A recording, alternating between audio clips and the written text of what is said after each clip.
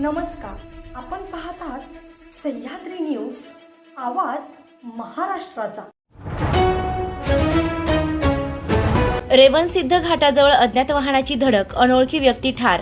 रेवणसिद्ध घाट परिसरात मध्यरात्रीच्या सुमारास एक भीषण अपघात घडला असून अज्ञात वाहनाच्या धडकेत एका अनोळखी व्यक्तीचा जागीच मृत्यू झाला आहे।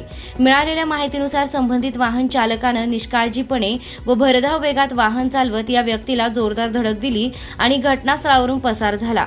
धडक इतकी तीव्र होती की त्या व्यक्तीचा जागीच मृत्यू झाला।